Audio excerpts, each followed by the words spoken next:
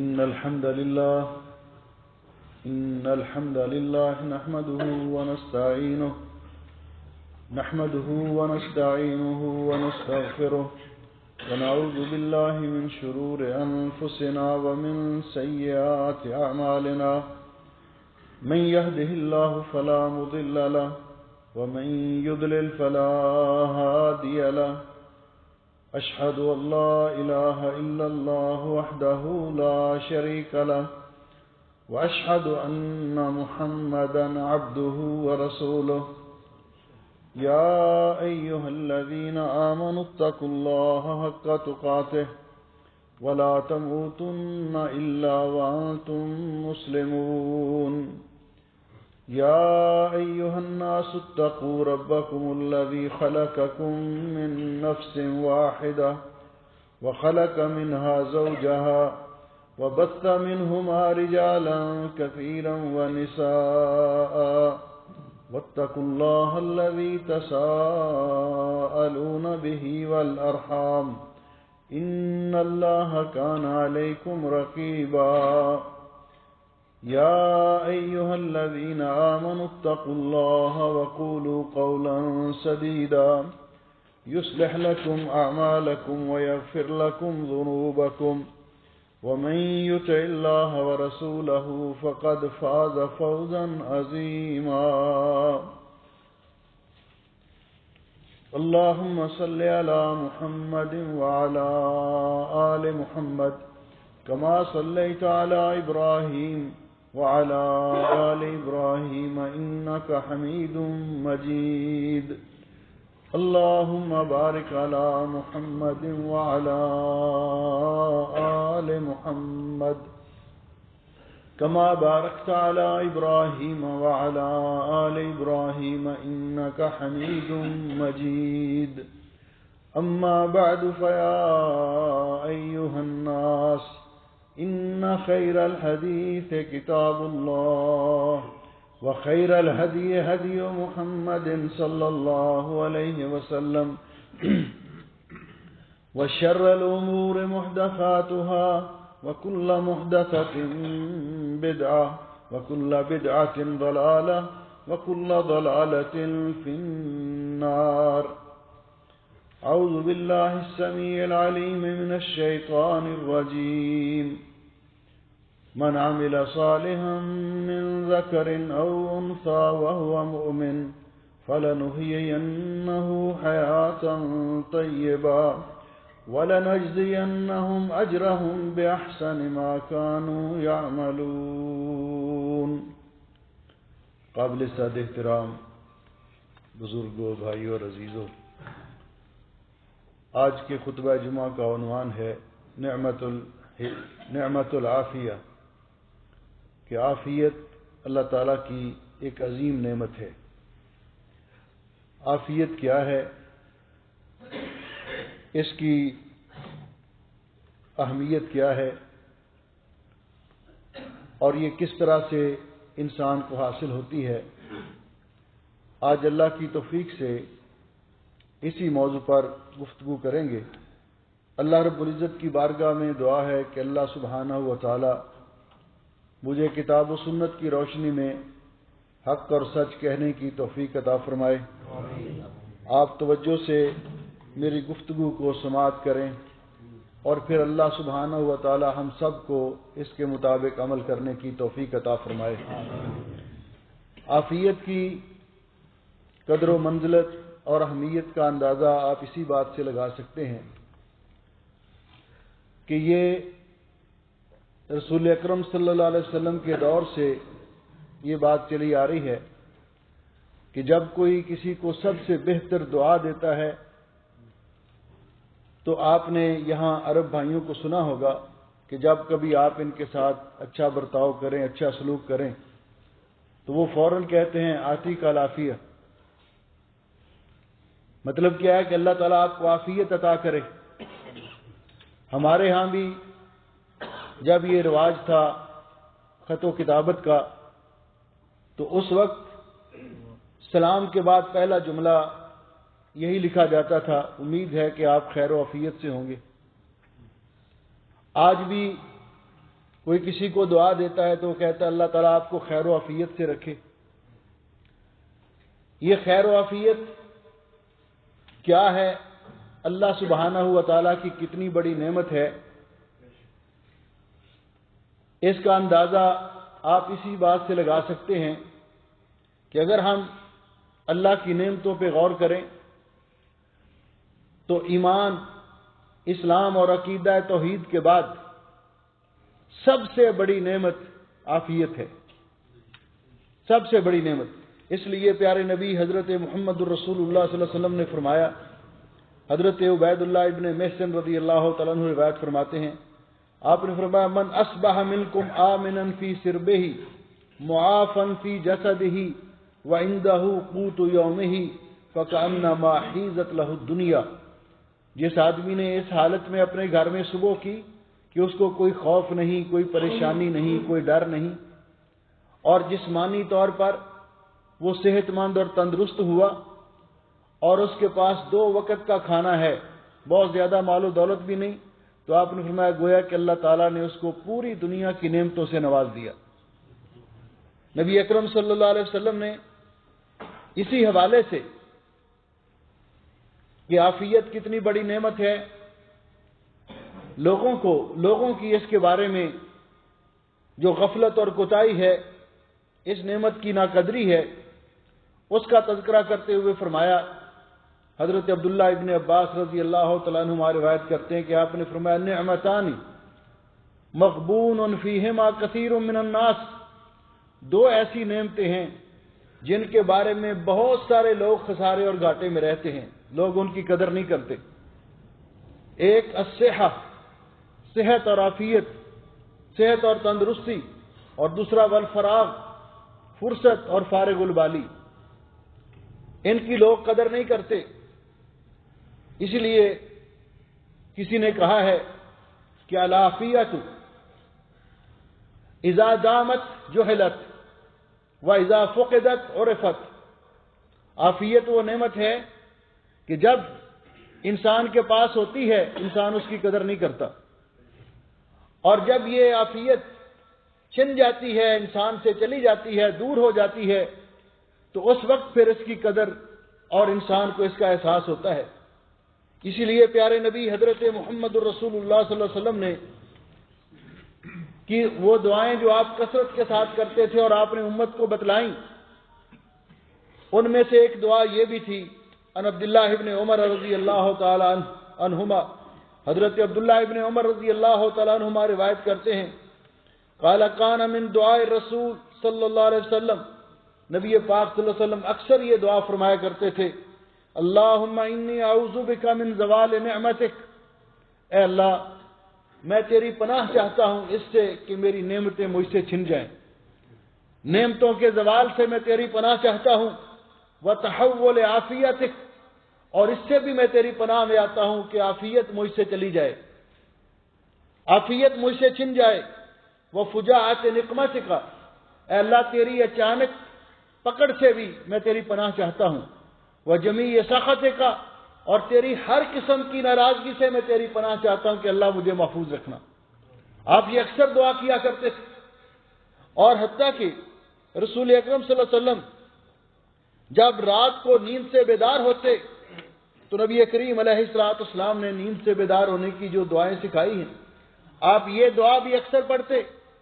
الحمدللہ الذی عافانی فی جسدی، جب صبح نیند سے بیدار ہوتے تو آپ یہ دعا پڑھتے، تمام تعریفیں اس اللہ کے لیے ہیں جس نے جسمانی طور پر مجھے صحت عطا فرمائی، ہر قسم کی بیماریوں، پریشانیوں اور ہر قسم کی تکلیفوں سے محفوظ رکھا، ورد علی روحی، اور سونے کے بعد میری روح واپس لٹائی، وَأَذِنَ لِي بِذِكْرِهِ، اور مجھے اپنا ذکر کرنے کی توفیق عطا فرمائی۔ آپ یہ دعا بھی کیا کرتے تھے، اس لیے کہ عافیت یہ ہے کیا؟ بعض علماء نے عافیت کی تعریف کرتے ہوئے فرمایا کہ عافیت یہ ہے، جس طرح کہ زمخشری کہتے ہیں کہ انسان ان یسلم الرجل من الاسقام والبلایا، عافیت یہ ہے کہ انسان بیماریوں سے، پریشانیوں سے، مصیبتوں سے محفوظ رہے۔ بعض علماء نے کہا کہ عافیت سے مراد تمام الصحہ، مکمل صحت یابی ہے۔ لیکن جب ہم قرآن پاک کی نصوص کا مطالعہ کرتے ہیں تو نبی پاک صلی اللہ علیہ وسلم کی رہنمائی سے ہمیں یہ بات معلوم ہوتی ہے کہ عافیت یہ ہے کہ انسان دنیا میں اور آخرت میں، دنیا کے اندر اللہ تعالیٰ انسان کو ہر قسم کی بیماریوں سے، ذہنی اذیتوں سے، ٹینشن سے، پریشانیوں سے، دین کے اندر گمراہی سے، فکری انحراف سے اللہ تعالیٰ محفوظ رکھے، اور آخرت کے اندر اللہ تعالیٰ اپنی سزا سے محفوظ رکھے۔ اس لیے رسول اکرم صلی اللہ علیہ وسلم جہاں جسمانی صحت کے بارے میں آپ نے دعا کرنے کا حکم دیا، وہاں آپ کی دعا کے اندر یہ بھی شامل تھا کہ اللہ عافیت عطا کرے دنیا کے اندر بھی اور دین کے اندر بھی، اور دین کے اندر عافیت یہ بھی اتنی ضروری ہے کہ رسول اکرم صلی اللہ علیہ وسلم نے ارشاد فرمایا، آپ نے فرمایا بادروا بالاعمال فتنا کقطع اللیل المظلم، نیک عمال کرنے میں جلدی کرو ان فتنوں کے آنے سے پہلے پہلے جو اندھیری راتوں کی طرح آئیں گے۔ انسان حیران ہوگا کہ وہ کیا کرے۔ آپ نے فرمایا وہ فتنے ایسے ہوں گے کہ جن کے اندر یصبح الرجل مؤمنا ویمسی کافرا، بعض لوگ ضعیف الاعتقادی کی وجہ سے، فتنوں کا سامنا نہ کر سکنے کی وجہ سے، دنیاوی لالچ اور غرض کے پیچھے پڑ کر صبح کے وقت مومن ہوں گے اور شام کے وقت کفر کر چکے ہوں گے۔ فرمایا وَيُمْسِي مُؤْمِنًا وَيُصْبِحُ كَافِرًا، صبح کے وقت، شام کے وقت مومن ہوں گے اور صبح کفر کی حالت میں کریں گے۔ آپ نے فرمایا کس طرح؟ يَبِيعُ دِينَهُ بِعَرَضٍ مِّنَ الدُّنْيَا، دنیا کے معمولی مفاد کی خاطر اپنا دین بیچ دیں گے، اپنا دین بدل لیں گے، عقیدہ توحید سے ہاتھ دھو بیٹھیں گے۔ تو دین کے اندر بھی فتنہ، اس لیے رسول اکرم صلی اللہ علیہ وسلم نے ہمیں یہ دعا سکھائی کہ ہم جہاں اللہ تعالیٰ سے اپنی جسمانی طور پر صحت کا سوال کریں، وہاں یہ بھی دعا کریں یا مقلب القلوب ثبت قلبی علی دینک، اے دلوں کو پھیرنے والے میرے دل کو اپنے دین پہ ثابت رکھ، قائم رکھ۔ موجودہ دور کے اندر جو فتنے ہیں اور جس طرح دین فروخت کرنے والوں نے، دین فروشوں نے سوشل میڈیا پہ، عام مجموعوں میں لوگوں کے اندر دین کا وہ حلیہ پیش کیا ہے کہ لوگ اس کو دیکھ کر چاہے جائے کہ وہ دین کی طرف آئیں، لوگ دین سے متنفر ہوتے ہیں اور عام لوگوں کی ضعیف الاعتقادی سے فائدہ اٹھاتے ہوئے صحیح دین لوگوں کی نظر سے اوجھل کر دیا ہے۔ اس لیے یہ اتنا بڑا فتنہ ہے۔ پیارے نبی حضرت محمد الرسول اللہ صلی اللہ علیہ وسلم نے عافیت کے بارے میں کس قدر ہماری رہنمائی اور اس کو اہمیت دی۔ حضرت ابوبکر صدیق رضی اللہ تعالیٰ عنہ جب خلیفہ بنے، منبر پہ خطبہ دینے کے لیے تشریف لائے تو رونا شروع کر دیا اور فرمانے لگے پچھلے سال اسی جگہ رسول اکرم صلی اللہ علیہ وسلم نے کھڑے ہو کر خطبہ دیا اور آپ خطبے کے دوران رو پڑے۔ خطبے کے شروع میں آپ نے کیا فرمایا؟ آپ نے فرمایا اسأل اللہ العفو والعافیہ،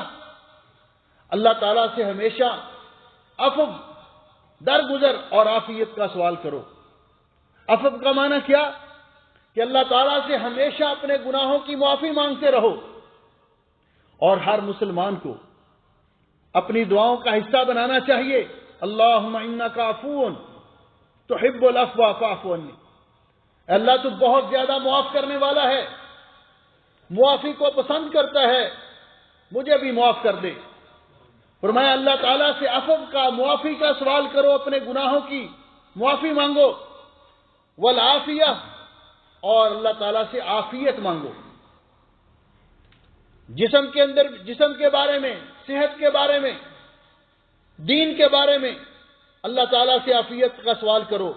فرمایا فَإِنَّ النَّاسَ لَمْ يُؤْتُوا بَعْدَ الْيَقِينِ شَيْئًا خَيْرًا مِنَ الْعَافِيَةِ۔ آپ نے فرمایا ایمان اور یقین کے بعد اگر اللہ نے اپنے بندوں کو کوئی سب سے بڑی نعمت عطا کی ہے تو وہ عافیت ہے۔ وہ عافیت ہے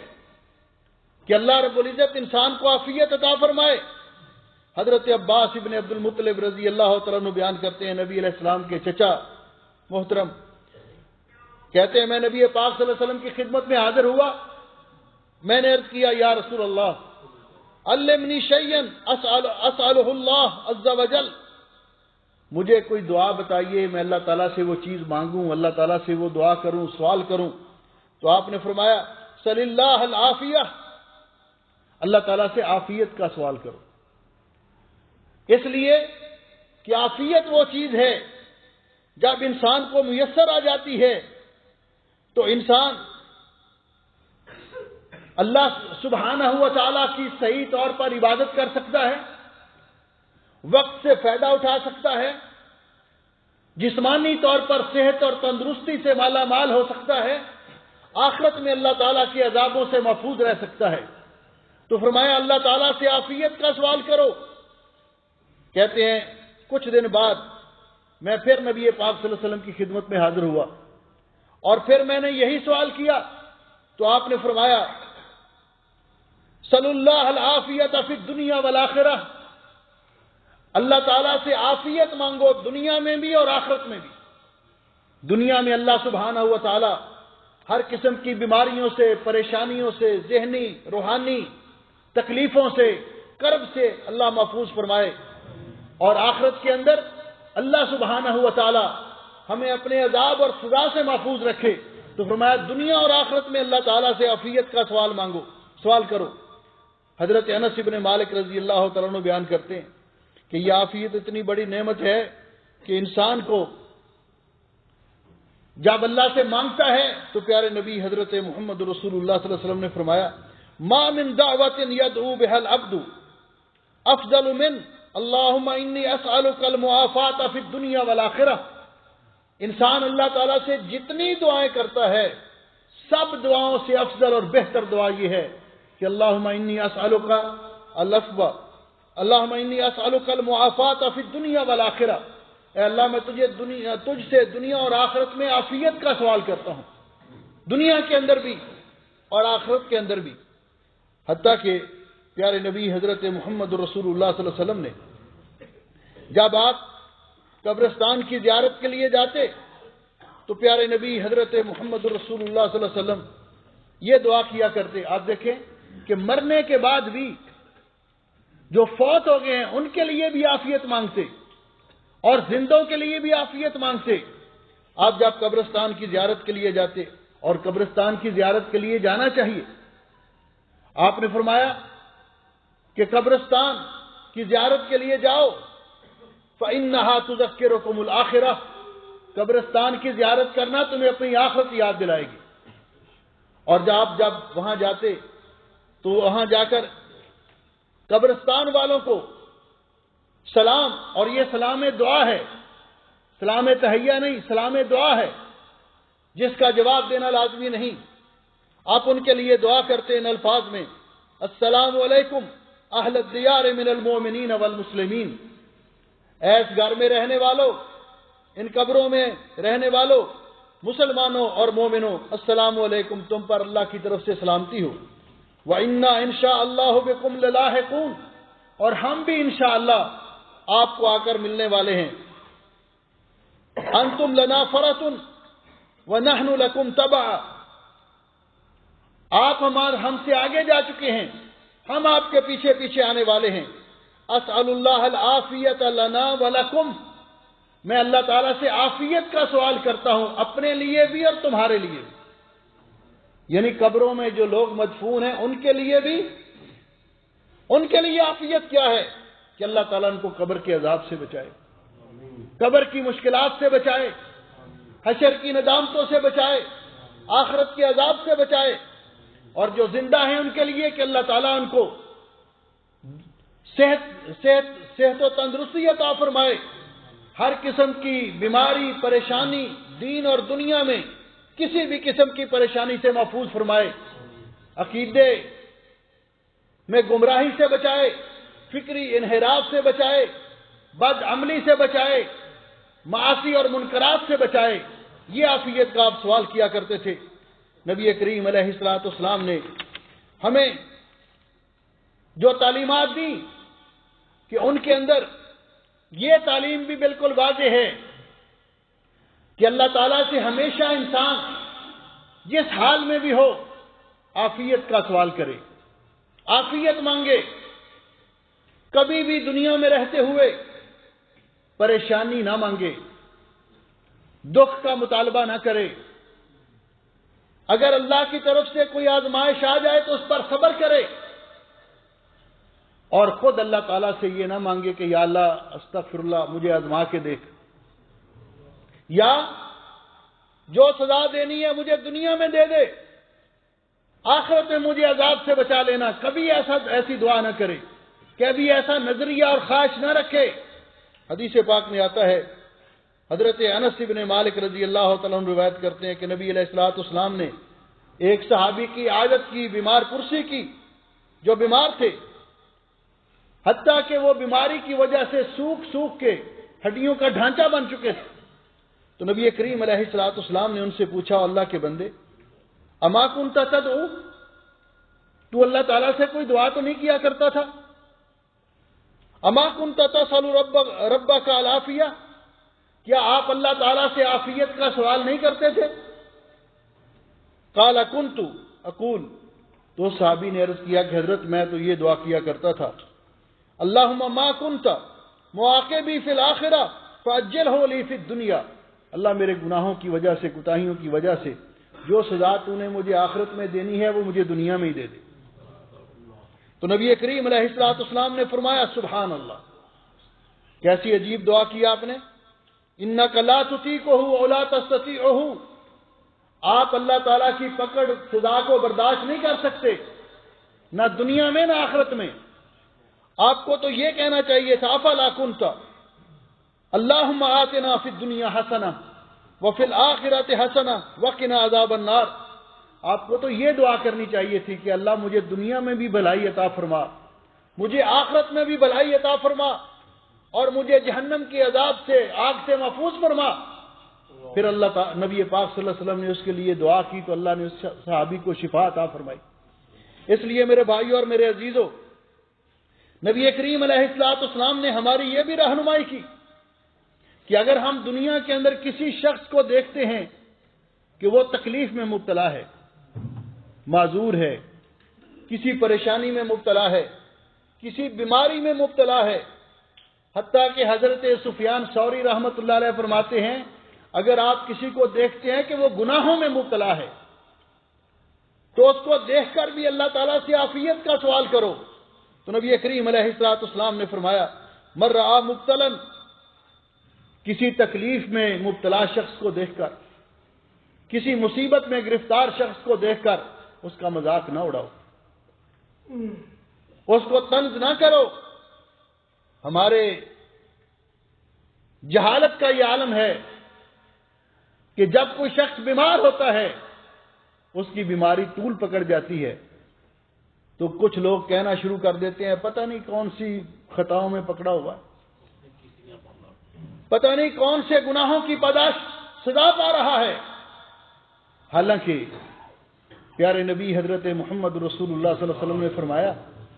کہ اللہ تعالیٰ نے ایک آدمی کا جنت میں بڑا اونچا درجہ رکھا ہوتا ہے، لیکن دنیا کے اندر ایسے اعمال نہیں کر پاتا کہ وہ اس درجے تک پہنچ سکے۔ اللہ تعالیٰ بعض اوقات اس کو بیمار کر کے، کوئی پریشانی دے کر، اس کے گناہ معاف کر کے اس کو اس درجے کے قابل بناتا ہے۔ بیمار ہوتا ہے انسان تو نبی کریم علیہ الصلوۃ والسلام جب کسی بیمار کی عیادت، بیمار پرسی کے لیے جاتے تو اب کیا دعا پڑا کرتے؟ لا بأس طہور انشاءاللہ، پریشان نہیں ہونا، گھبرانا نہیں، انشاءاللہ یہ بیماری آپ کو گناہوں سے پاک کرے گی۔ تو گویا کہ بیماری بعض اوقات یا گناہوں کی معافی کا ذریعہ بنتی ہے یا انسان کے بلندی درجات کا ذریعہ بنتی ہے۔ اس لیے کسی کو تکلیف میں مبتلا کر، حتیٰ کہ جانور کو بھی تکلیف میں مبتلا دیکھے تو انسان کو یہ دعا پڑھنی چاہیے، اور یہ دعا ہر مسلمان کو یاد ہونی چاہیے۔ دعا کیا ہے؟ الحمدللہ الذی عافانی، تمام تعریفیں اس اللہ کے لیے ہیں جس نے مجھے عافیت بخشی مما ابتلاک بہ، اس بیماری یا پریشانی سے جس میں آپ مبتلا ہے۔ تمام تعریفیں اس اللہ کے لیے ہیں جس نے مجھے اس پریشانی اور بیماری سے، تکلیف سے بچایا جس میں آپ مبتلا ہیں۔ وفضلنی علی کثیر ممن خلق تفضیلا، اور اللہ تعالیٰ نے اپنی مخلوق میں سے بہت سے لوگوں پر مجھے فضیلت عطا کی ہے، مجھے بہت سے لوگوں سے بہتر بنایا ہے۔ آپ فرمایا اگر کوئی یہ دعا پڑھتا ہے لم یصبہ ذلک البلاء، تو اس کو کبھی بھی وہ بیماری نہیں لگے گی جس بیماری میں کوئی مبتلا ہے، اور اس کو دیکھ کر انسان یہ دعا پڑھتا ہے الحمدللہ الذی عافانی مما ابتلاک بہ وفضلنی علی کثیر ممن خلق تفضیلا۔ بعض سلف نے کہا ہے کہ البلاء یصبر علیہ المؤمن والکافر، بیماری، تکلیف اور مصیبت پر کافر بھی بعض اوقات صبر کر جاتا ہے، مومن بھی صبر کر لیتا ہے، لیکن ولا یصبر علی العافیہ الا الصدیقون، لیکن عافیت پر صبر کرنے والے وہ صرف صدیقین ہی ہیں۔ یعنی عافیت کو سنبھالنا، عافیت کی قدر کرنا۔ اللہ نے جب صحت و عافیت دی ہے تو صحت و عافیت سے استفادہ کرتے ہوئے اللہ کی عبادت کرنا، راتوں کو قیام کرنا، نفلی روزے رکھنا، اللہ کے دین کے لیے محنت کرنا، اور اللہ تعالیٰ کی نعمتوں کا شکر ادا کرنا، یہ صرف جو اعلیٰ درجے کے مومن کامل یقین والے ہیں وہی اس کی قدر کرتے ہیں، وگرنہ عام لوگ اپنا وقت بھی ضائع کرتے، صحت بھی برباد کرتے اور جوانی سے استفادہ نہیں کرتے۔ حالانکہ جوانی کی وہ عمر جس میں انسان کی قوت شباب ہوتا ہے، اس کے بارے میں قیامت کے دن خصوصی طور پر سوال کیا جائے کہ جوانی میں کیا کیا تھا، جوانی کیسے گزاری تھی۔ تو فرمایا، حضرت عبد الرحمن بن عوف فرماتے ہیں ابتلینا بالضراء فصبرنا، ہمیں اللہ تعالیٰ نے آزمایا مصیبتوں بیماریوں کے ساتھ تو ہم نے صبر کر لیا۔ وابتلینا بالسراء فلم نصبر، لیکن جب اللہ نے ہمیں عافیت عطا فرمائی، ہمیں نعمتوں سے نوازا تو ہم صبر نہ کر سکے، یعنی ان کو نہ سنبھال سکے، ان کی قدر نہ کر سکے۔ اس لیے عافیت اللہ تعالیٰ کی ایمان، اسلام، عقیدہ توحید اور اتباع سنت کے بعد سب سے بڑی نعمت ہے عافیت، اس کی قدر کرنی چاہیے۔ اللہ تعالیٰ سے ہمیشہ سوال کرنا چاہیے کہ اللہ تعالیٰ ہمیں ہمیشہ عافیت سے نوازے، صحت و عافیت عطا کرے، اپنے دین پہ ثابت قدم رکھے، ہر قسم کے شر اور فتنے سے بچائے، دنیا اور آخرت میں کسی بھی قسم کی پریشانی سے اللہ رب العزت ہم سب کو محفوظ فرمائے۔ اقول قولی ھذا استغفر اللہ لی ولکم ولسائر المسلمین من کل ذنب واتوب الیہ فاستغفروہ انہ ھو الغفور الرحیم۔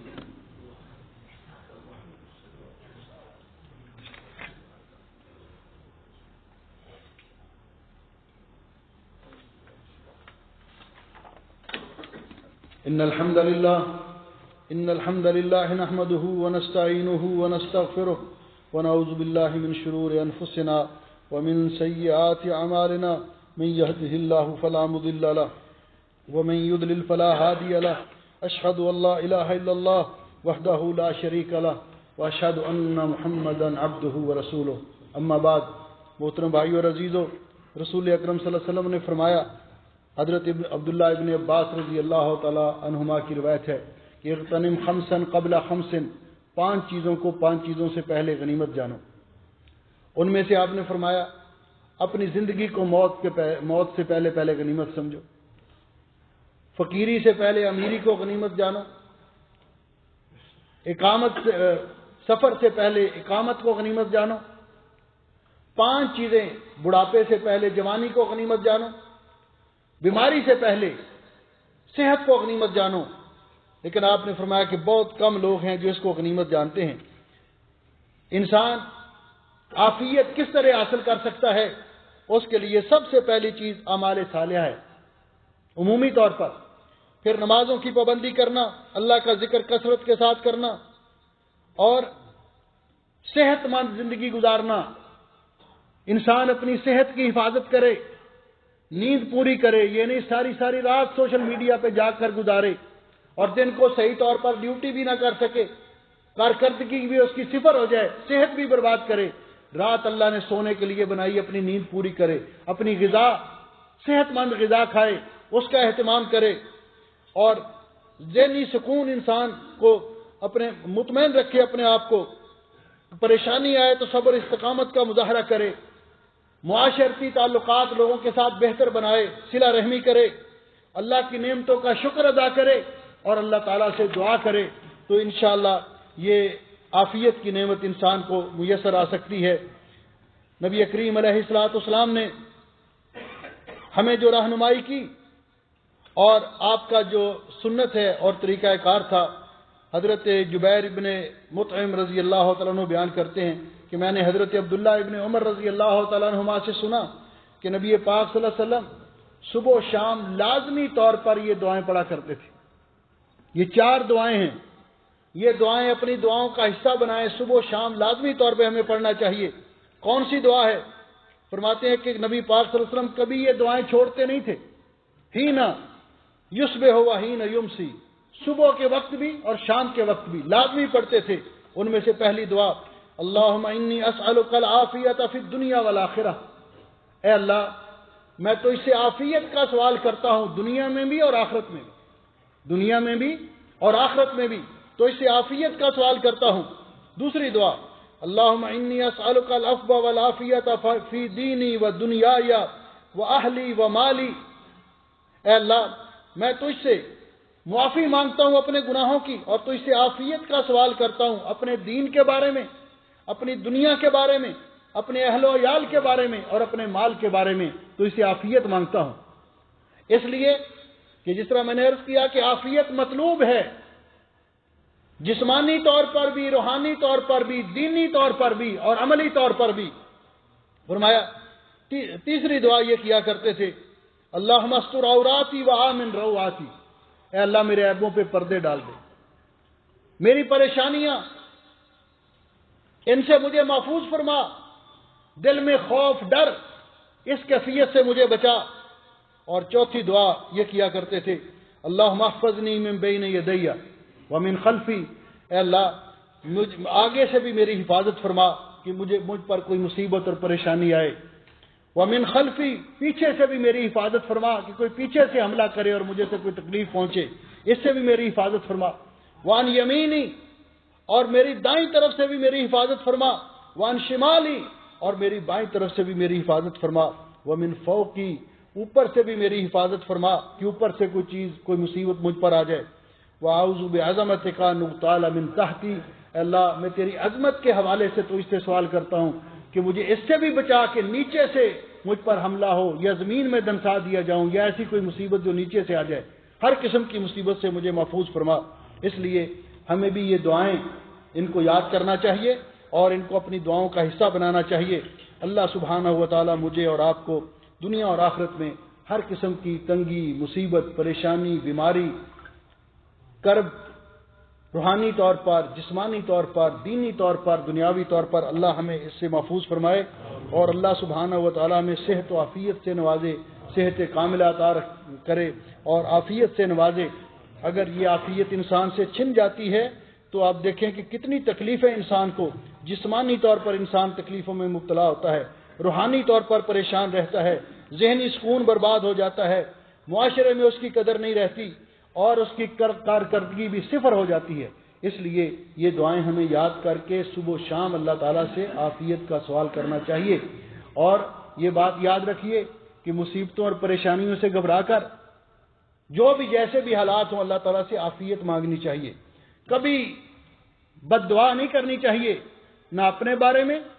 نہ اپنی اولاد کے بارے میں، نہ اپنے کاروبار اور مال کے بارے میں۔ نبی کریم علیہ السلام نے منع فرمایا، آپ نے فرمایا 3 دعائیں ہیں جن سے آپ نے منع فرمایا، فرمایا لا تدعوا علی انفسکم، پریشانیوں سے گھبرا کر کبھی اپنے بارے میں بد دعا نہ کرو۔ ہوتا ہے نا کہ کچھ لوگ کہتے یا اللہ ایسے تو بہتر ہے موت ہی دے دے، اس سے تو بہتر استغفر اللہ معاذ اللہ، کبھی ایسی دعا نہیں کرنی چاہیے